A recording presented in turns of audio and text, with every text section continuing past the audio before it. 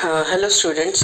Last class में हम लोगों ने पॉलीकार्बोनेट्स, पॉलीयूरेथेन्स और पॉलीअमाइड्स पढ़ा था। नेक्स्ट आज हम लोग प्लास्टिक लैमिनेट्स और सिलिकॉन्स पढ़ेंगे।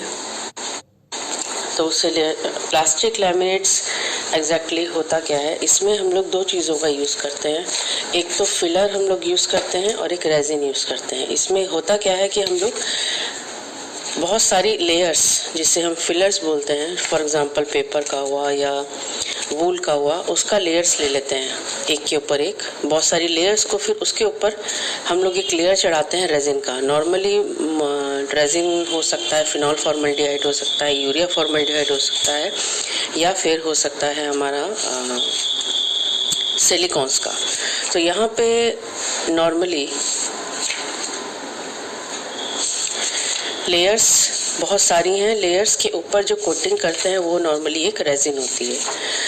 तो laminated plastic is a plastic which is made of superposed layer of paper, wool और fabric bonded with phenol formaldehyde resin और एनी अदर रेजिन। तो लैमिनेशन एक टेक्निक है जिसमें हम एक नया मटेरियल डिज़ाइन करते हैं।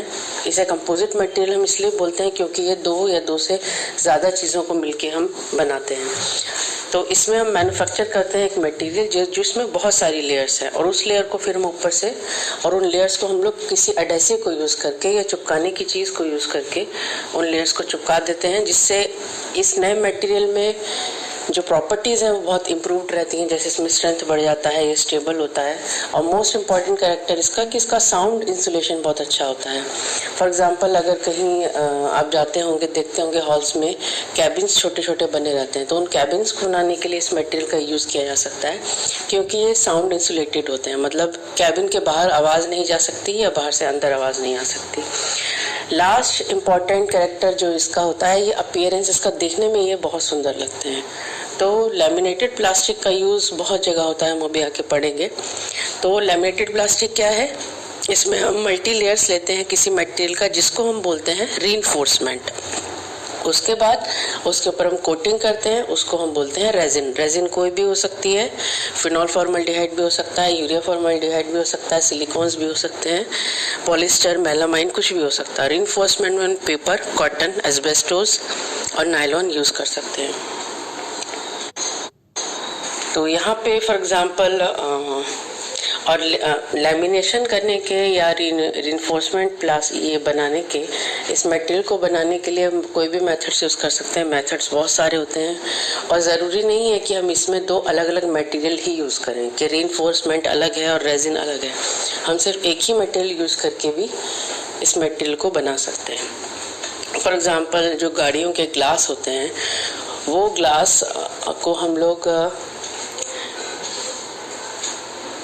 कवर करते हैं प्लास्टिक से, ताकि जब वो ग्लास टूटे तो वो कांच इधर उधर बिखरे ना। तो वहाँ पे दोनों तरफ ग्लास के एक प्लास्टिक का लेयर होता है, जिसको हम लैमिनेट बोल सकते हैं। उसके बाद इसको बनाया कैसे जाता है? फॉर एग्जांपल यहाँ पे ये आप ये शीट्स देख रहे हैं ऊपर, ये सबसे ऊपर ये एक मटेरियल है जिसको यूज़ किया गया है सिंक का टॉप बनाने के लिए, ठीक है।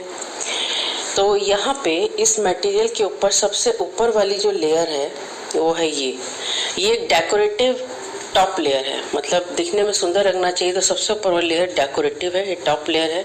इसको मेलामाइन से कवर किया गया है, ठीक है। उसके बाद नीचे बहुत सारी लेयर्स हैं, जिसमें पेपर को यूज़ करके फिनॉल रेजिन से कवर कर दिया गया है। बहुत सारी पेपर की लेयर्स ली हैं, फिर इसको कवर कर दिया गया है फिनॉलिक रेजिन से। तो ये कुछ भी हो सकती है, मेलामाइन भी हो सकता है या फिर बेकेलाइट भी हो सकता है।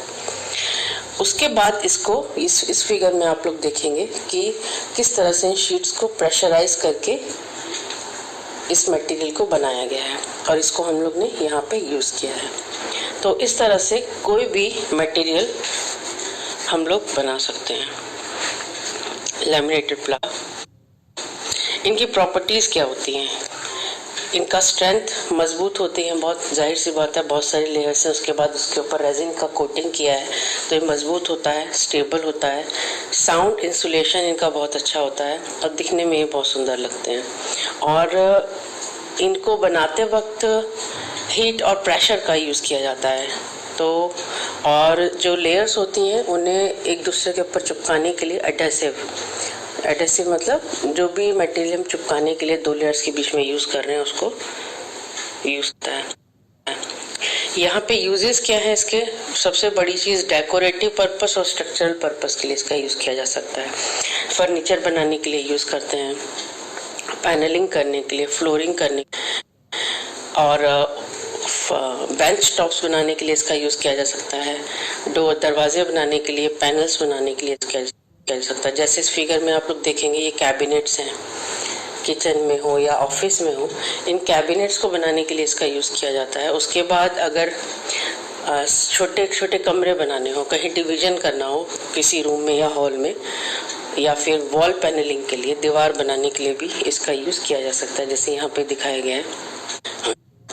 उसके बाद फ्लोर बनाने के लिए, ज़मीन बनाने के लिए, फ्लोर बनाने के लिए, वॉल्स बनाने के लिए, रूफ बनाने के लिए, इन सब का यूज़ होता है। और यहाँ पे जैसे फॉर एग्जांपल हमारे कोई व्हीकल्स हैं जिसमें हमें बड़े बड़े व्हीकल्स होते हैं सामान इधर से उधर ले जाने वाले, तो उनमें कंटेनर्स बनाने के लिए भी इसका यूज़ होता है।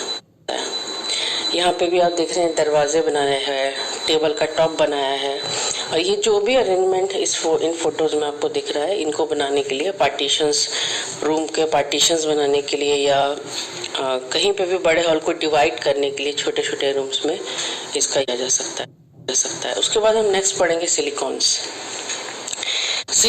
सिलिकॉन्स एक ऑर्गेनो सिलिकॉन पॉलीमर है। मेनली ये बना हुआ है रिपीटिंग यूनिट्स का, जिसका बैकबोन होता है SiO। रिपीटिंग यूनिट ये रहेगा और हर सिलिकॉन पे 2 एल्काइल ग्रुप्स रहेंगे। तो इसे हम क्या बोलते हैं, पॉली ऑर्गेनो सिलिकॉन्स या फिर सिलिकॉन्स। ऑर्गेनो वर्ड इसलिए यूज कर रहे हैं क्योंकि सिलिकॉन तो एक इनऑर्गेनिक एलिमेंट है, क्योंकि हर सिलिकॉन पे 2 एल्काइल ग्रुप्स रहते हैं, तो इसको हम इसलिए ऑर्गेनो सिलिकॉन पॉलीमर बोलते हैं।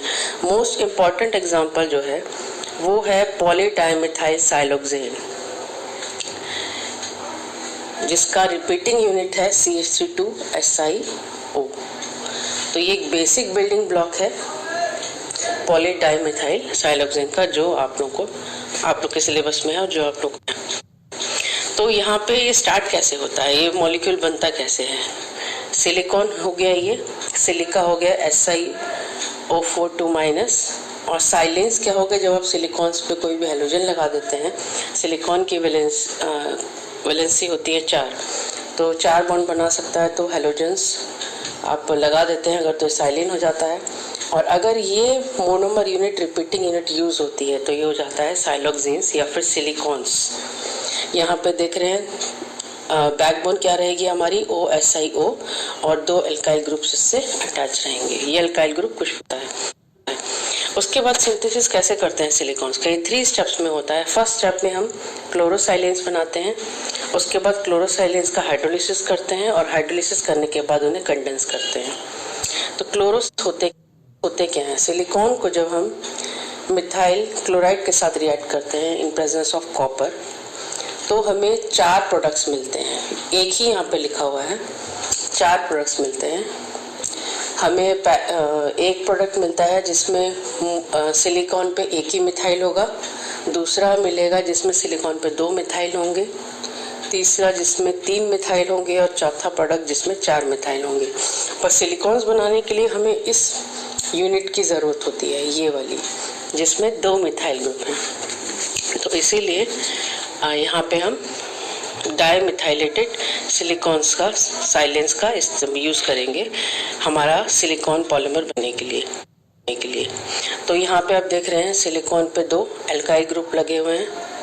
जब इसका हाइड्रोलिसिस करते हैं तो क्लोरो का सब्स्टिट्यूशन OH से हो जाता है। इस यूनिट का यूज़ करके यहाँ पे जब वाटर रिमूव होगा 2 यूनिट्स के बीच में, तो बीच में जो लिंकेज बनेगी वो क्या होगी, SiO-Si। तो यहाँ पे वाटर रिमूव हो रहा है, तो ये कंडेंसेशन पॉलीमर है। कंडेंसेशन पॉलीमराइजेशन में क्या होता है, कोई भी न्यूट्रल यूनिट रिमूव होती है। तो यहाँ पे जो बैकबोन है इसका SiO है और वाटर रिमूव होगा तो एक कंडेंसेशन पॉलीमर है। यहाँ पे जैसे दिखाया हुआ है 2 मिथाइल ग्रुप हैं, यहाँ पे तो R लगा हुआ था। यहाँ पे अगर मिथाइल ग्रुप होगा तो सेम वही चीज़ होगी, 2 यूनिट्स के बीच में से वाटर रिमूव होगा और लिंकेज क्या बनेगी हमारी SiO Si। इसके बाद फर्दर इसका पॉलीमराइजेशन जब होगा तो हमें पूरा पॉलीमर मिलेगा, जिसे हम सिलिकॉन बोलेंगे। प्रॉपर्टीज़ क्या है सिलिकॉन्स की, इनकी प्रॉपर्टीज़ इतनी डिफरेंट या अच्छी हैं, कॉम्बिनेशन प्रॉपर्टीज़ का, फिजिकल प्रॉपर्टीज़ का, कि ये किसी और मटेरियल्स में नहीं मिलता है। ये हीट स्टेबिलिटी इसमें बहुत ज़्यादा होती है, मतलब आसानी से ये मेल्ट नहीं होता है, बहुत अच्छा हीट रेजिस्टेंट मटेरियल होता है ये। उसके बाद weather, sunlight, moisture, heat, cold या कोई भी अदर किसी तरह का जो कोई भी मतलब बाहर से एटमॉस्फेयर से कोई भी मतलब heat, acid, alkali, cold, sunlight, moisture इसको अफेक्ट नहीं कर सकती है। ये खराब नहीं होता है उसकी प्रेजेंस में, लगातार भी सनलाइट में रहेगा तो ये खराब नहीं होता है, इसको हम कहीं भी यूज़ कर सकते हैं। उसके बाद इसकी बहुत इंपॉर्टेंट प्रॉपर्टी एक होती है कि इसमें चिपकने वाला एक बड़ा अच्छा कैरेक्टर होता है, तो इसको हम एडेसिव बनाने के लिए भी इसीलिए यूज़ कर सकते हैं, या फिर इसको लुब्रिकेंट्स बनाने के लिए भी इसीलिए यूज़ किया जाता है। तो numerous silicones are used to stick, bond और कपल टुगेदर, चीज़ों को जोड़ने के लिए एज अ एडेसिव इसका यूज़ किया जाता है। तो इसके 6 फॉर्म्स में ये मिलता है। फॉर एग्जांपल फ्लूइड्स की फॉर्म में, इमल्शंस की फॉर्म में, कंपाउंड, लुब्रिकेंट, रेजिन या इलास्टोमर और रबर की फॉर्म में ये हमको मिलता है। तो इसका एप्लीकेशन क्या है, इसको एज अ लुब्रिकेंट यूज़ कर सकते हैं क्योंकि चिपकने वाला जो प्रॉपर्टी है उसकी वजह से इसे एज अ लुब्रिकेंट या फिर इसको एज अ एडेसिव भी हम लोग यूज़ कर सकते हैं। इसका बहुत एक इम्पॉर्टेंट प्रॉपर्टी होता है वाटर रिपेलेंट, एक बहुत अच्छा वाटर रिपेलेंट होता है, इससे कोई चीज़ चिपकती नहीं है, पानी को ये रिपेल करता है, पानी में ये डिजॉल्व नहीं होता है। उसके बाद ये एक बहुत अच्छा इलेक्ट्रिकल इंसुलेटर है और इसको हम एज अ रबर का सब्स्टिट्यूट के तौर पे भी इसको हम अच्छे से यूज़ कर सकते हैं। इसे ट्यूबिंग्स या शीट्स बनाने के लिए यूज़ किया जाता है। तो ये कुछ कैरेक्टर्स थे और इसकी प्रॉपर्टीज़ थी। तो अगर इस आज के ऑडियो लेक्चर में आप लोगों को कोई प्रॉब्लम है तो आप गूगल क्लासरूम में मुझसे पूछ सकते हैं। Okay, thank you.